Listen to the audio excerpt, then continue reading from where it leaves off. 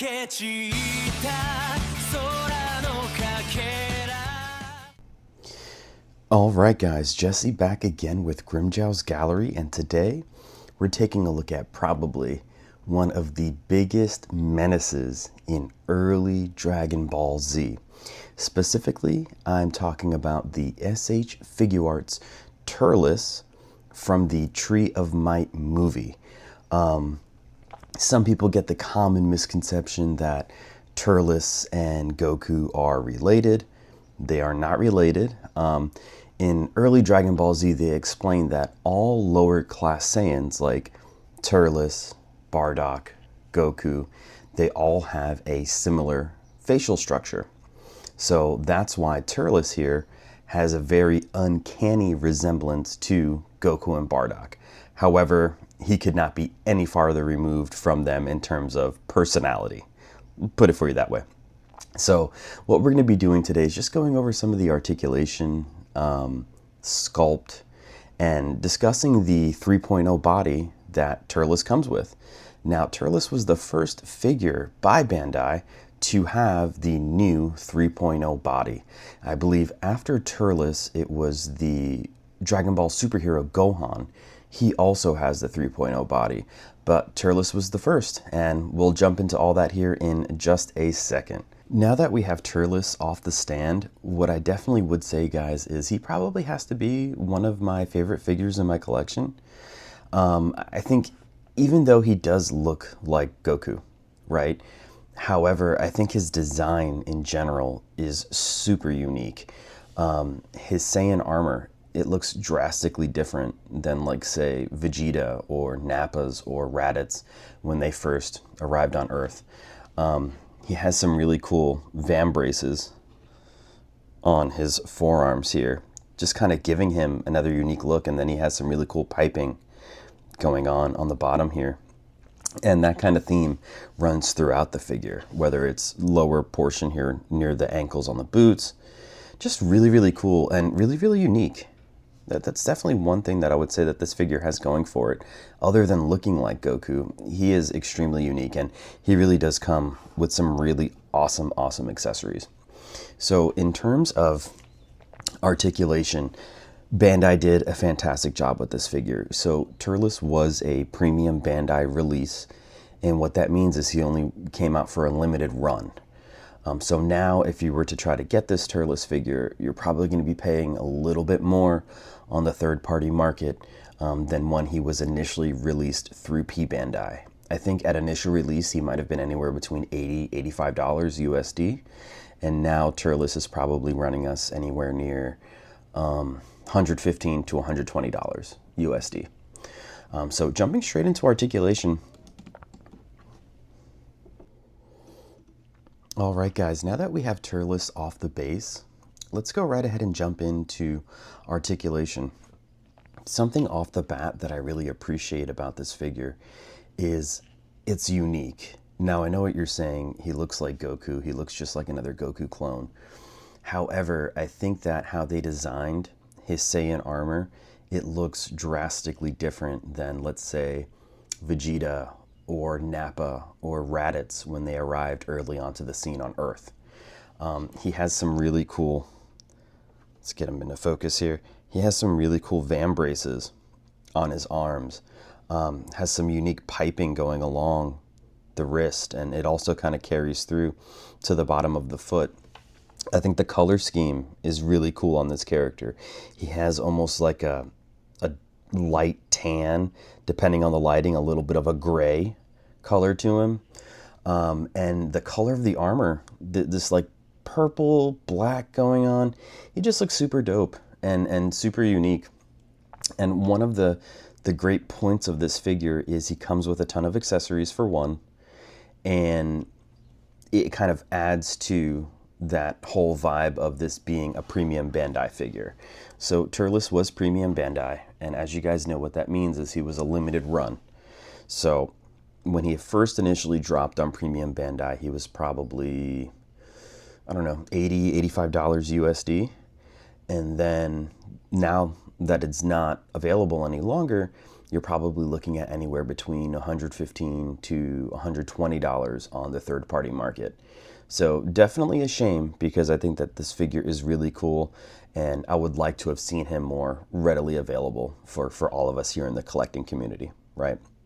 So taking a look here at Turles, he does get full leverage of that awesome 3.0 body that he came with. So we're going to go ahead and jump right into the shoulder pauldron. So the shoulder pauldron comes completely up, and it actually has a hinge here in the back. So if you so wanted to, I'm not going to do it, but if you wanted to, you could remove this off of the hinge, and you could kind of display Turles here with maybe a battle damaged look, or more of a showing off his shoulder muscles to all your other figures. It's definitely cool, but this piece, the shoulder pauldrons, do come completely back. And he has some absolutely tremendous range of motion, guys.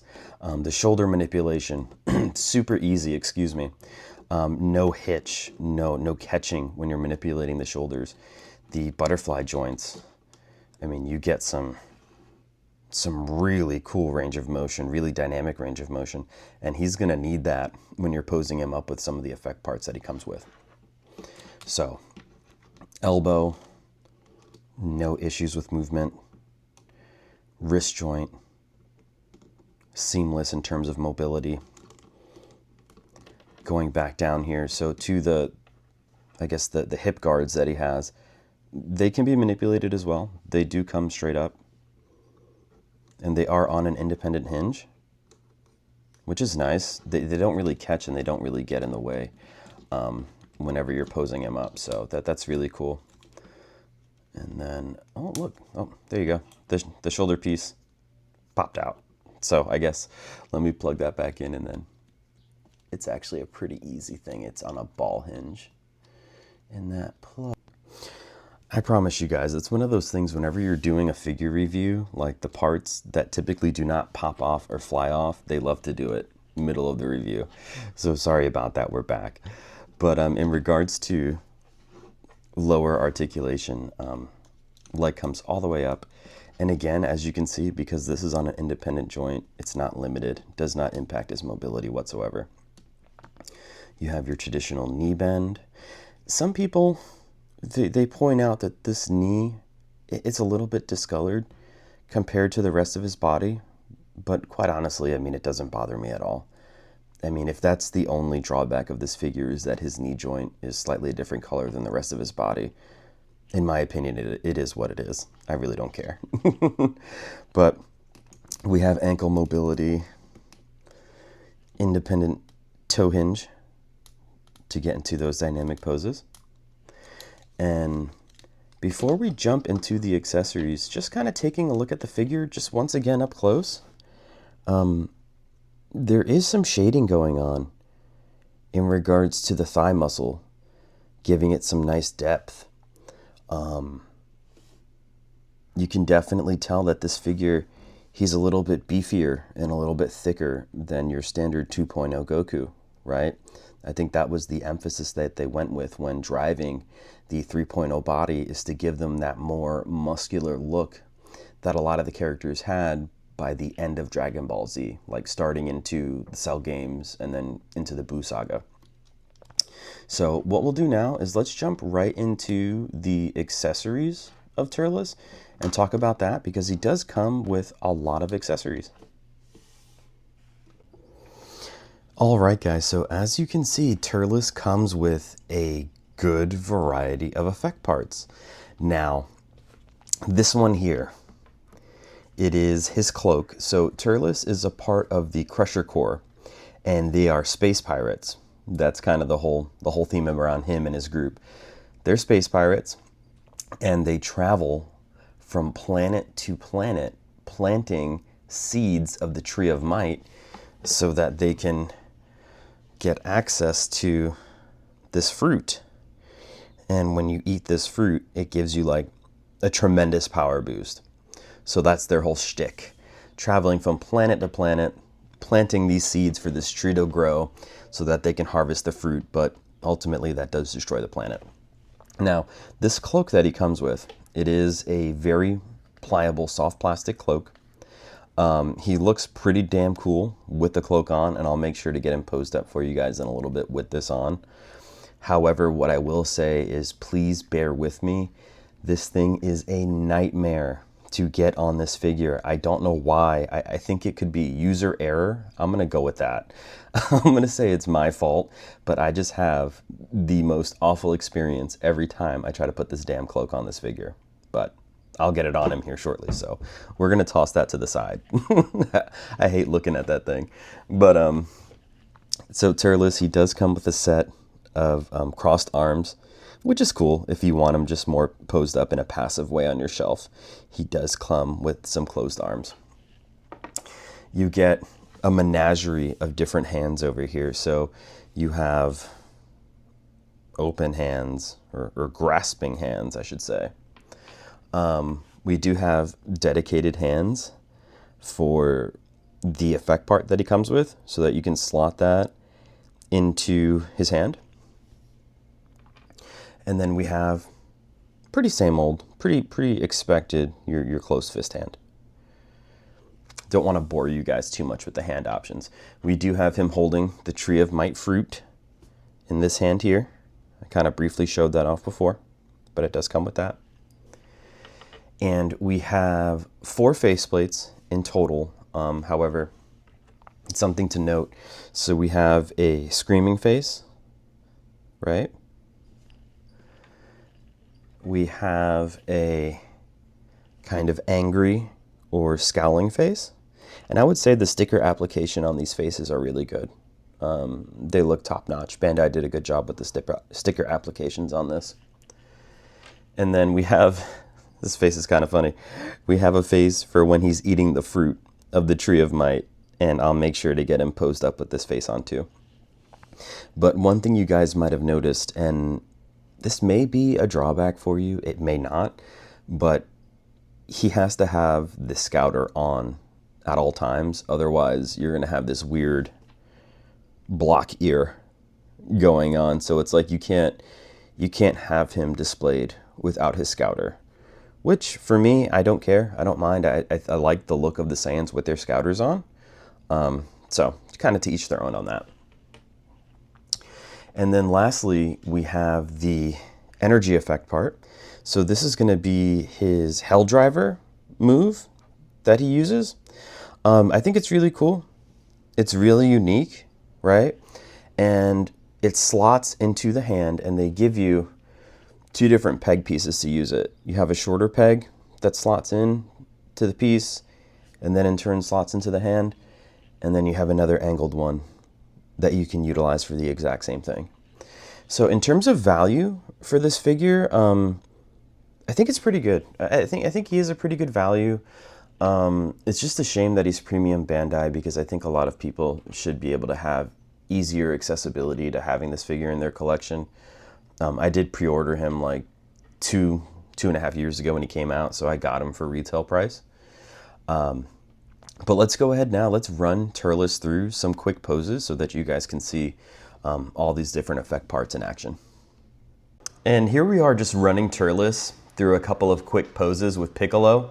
And man, once you actually get him like up on an action base or interacting with another figure in your collection, it really pops. It comes to life. He looks super rad. Here we have him hoisting Piccolo up over his head, no problems at all, showing off all of that 3.0 articulation that Bandai put into Turles, into this figure. He really stands out, and it's super awesome to see that he's not limited in terms of his range of motion because of like the hard armor pieces. And it looks like here in this pose I got going on, looks like Piccolo, unfortunately, he lost an arm. So definitely enjoy the next couple shots, guys. I put some pretty cool poses together for y'all.